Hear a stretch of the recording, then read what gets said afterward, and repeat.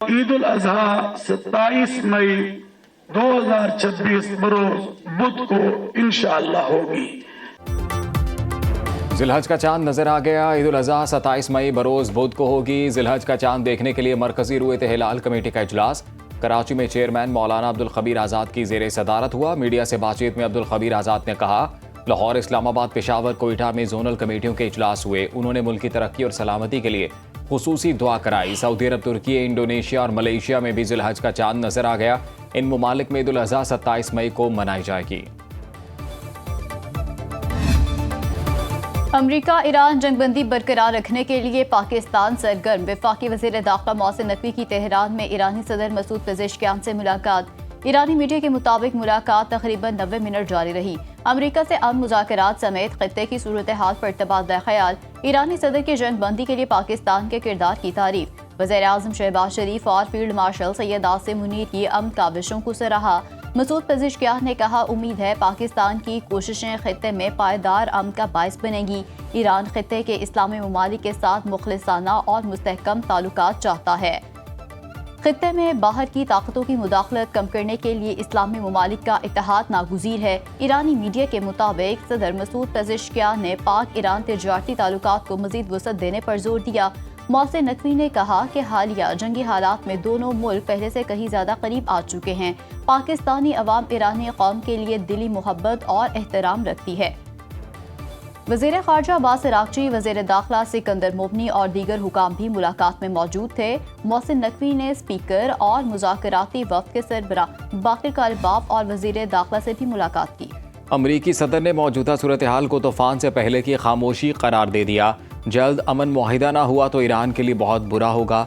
अमरीकी सदर ट्रंप की नई धमकी, कहा ईरान के मफाद में है वो मुआहिदे तक पहुंचे। अमरीकी सदर ने ट्रूथ सोशल पर एक तस्वीर भी शेयर की जिस पर लिखा है, ये तूफान से पहले की खामोशी है। सदर ट्रंप की शेयर करदा तस्वीर बज़ाहिर मसनूई जहानत से तैयार लगती है, जिसमें ट्रंप को कैमरे की जानिब उंगली उठाए दिखाया गया है, जबकि उनके इर्द गिर्द तूफानी समंदर में जंगी बहरी जहाज मौजूद हैं। कई जहाज़ों पर ईरानी परचम भी लहराते दिखाई गए हैं।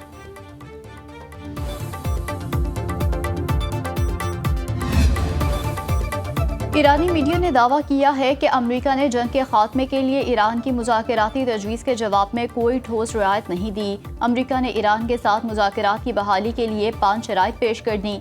अमेरिका ने ईरान को जंगी नुकसानात का हर्जाना देने से इनकार कर दिया। 400 किलोग्राम ईरानी अफजूदा यूरेनियम अमेरिका के हवाले करने का मुतालबा शामिल। अमेरिका ने शर्त लगाई है कि ईरान सिर्फ एक एटमी प्लांट को फाल रख सकता है। ईरान के 100% की बजाय 75% मुंजमद असासे बहाल होंगे। ईरान ने भी 5 शराइत रखी हैं, जिनमें तमाम महाजों पर जंग का खात्मा, ईरान मुखालिफ पाबंदियों का खात्मा, मुंजमद असासों की बहाली, जंगी नुकसानात का अजाला और आबनार हुर्मुज़ पर ईरान के हक का इतराफ़ शामिल है। एटमी मुल्क को जोग्राफिया से मिटाने की धमकी ज़हनी दिवालियापन है। पाक फौज का भारतीय आर्मी चीफ के इश्तियाल अंगेज बयान पर सख्त रद्द-ए-अमल। ISPR ने भारतीय आर्मी चीफ के बयान पर कहा कि पाकिस्तान आलमी सतह पर अहम मुल्क और तस्लीम शुदा एटमी ताकत है। पाकिस्तान जनूबी एशिया के जोग्राफिया और तारीख का नाकाबिल तरदीद हिस्सा है।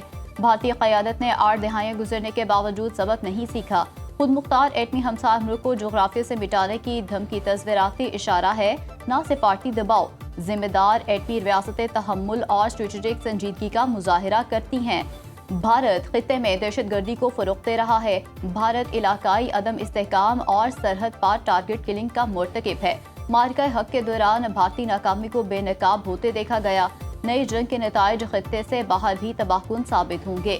वज़ीर दिफा ख्वाजा आसिफ ने एक्स पर पोस्ट की, कहा 1 साल पहले हमने भारत को तारीख का सबक पढ़ाया, दोबारा पंगा लिया तो भारत जोग्राफिया से निकलकर तारीख की किताबों में रह जाएगा। वज़ीर आला पंजाब मरीम नवाज की बाकू में आज़रबाईजान के सदर इल्हाम अलीयेव से मुलाकात। 2 तरफ़ा ताल्लुकात, सरमायाकारी और बाहमी ताउन के फ़रोग़ पर बातचीत। आज़रबाईजान के सदारती दफ्तर से जारी बयान के मुताबिक सदर इल्हाम अलीयेव ने कहा कि आज़रबाईजान, तुर्की और पाकिस्तान तरक्की के लिए मिलकर आगे बढ़ रहे हैं। वज़ीर आला मरीम नवाज ने पाकिस्तान और आज़रबाईजान के मजबूत बरादराना ताल्लुकात को सराहा। मरीम नवाज ने वज़ीर आज़म शहबाज शरीफ और नवाज शरीफ की जानिब से सदर अलीयेव के लिए नेक तमन्नाओं का पैगाम भी पहुँचाया। मरीम नवाज की बाकू में बाबा कौम हैदर अलीयेव के मकबरे पर हाज़िरी। वज़ीर आला पंजाब की यादगार शोहदा पर भी हाज़िरी। शहदा की कुर्बानियों को खराज अकीदत पेश किया। वज़ीर आला पंजाब का वर्ल्ड लीडर समिट से खिताब शेड्यूल। वर्ल्ड अर्बन फोरम में मुल्क की नुमाइंदगी करेंगी पंजाब का मुनफरिद मॉडल, अपनी छत अपना घर पेश किया जाएगा।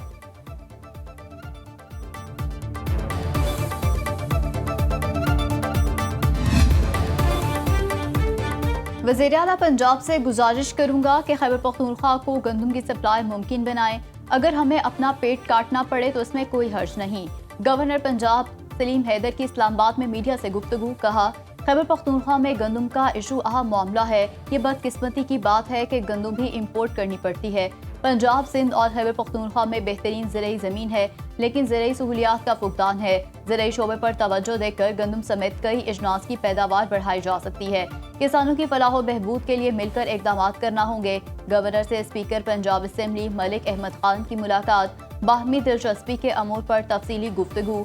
सरदार सलीम हैदर ने कहा, पीपल्स पार्टी और नून लीग मुल्क की बेहतरी के लिए मिलकर काम कर रही है। खैबर पख्तूनख्वा को गंदम महंगे दामों खरीदनी पड़ रही है। हमारी गंदम शॉर्ट, CNG भी बंद, लोग सड़कों पर आ सकते हैं। गवर्नर खैबर पख्तूनख्वा फैसल करीम कुंडी का कहना है, सिंध हुकूमत खैबर पख्तूनख्वा को गंदम फराहम करने पर आमादा है। अगर पंजाब राहदारी फराहम करे तो सूबा सिंध से गंदम हासिल की जा सकती है।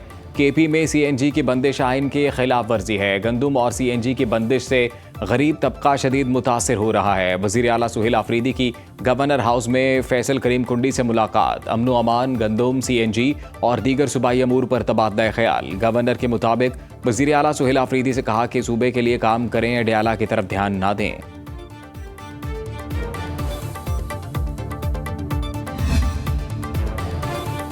खैबर पख्तूनख्वा काबीना में तौसीर। शफीर जान, शकील अहमद, तारिक महमूद, नज़ीर अब्बासी, आरिफ अहमद जई ने हल्फ उठा लिया। गवर्नर फैसल करीम कुंडी ने नए वज़रा से हल्फ लिया।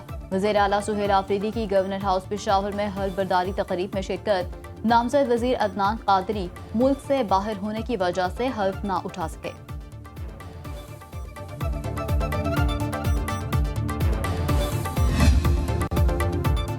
मुमकिना 28वीं आइनी तरमीम में वोटर की उम्र बढ़ाने समेत मुख्तलिफ बुनियादी नौइयत के मामलात ज़ेर गौर हैं। वज़ीर आज़म के मुशीर राना सनाउल्लाह ने कहा कि पाकिस्तान में अब तक 27 आइनी तरामीम आ चुकी हैं, इसलिए आइंदा आने वाली तरमीम 28वीं ही होगी। ताहम अभी मुख्तलिफ आइनी और इंतज़ामी अमूर पर मुशावरत जारी है। राना सनाउल्लाह ने कहा, बाज़ हल्के सदारती निज़ाम की हिमायत करते हैं, लेकिन अक्सरियत इस बात पर मुत्तफ़िक़ है कि पाकिस्तान के लिए पार्लिमानी जमहूरी निज़ाम ही बेहतर है।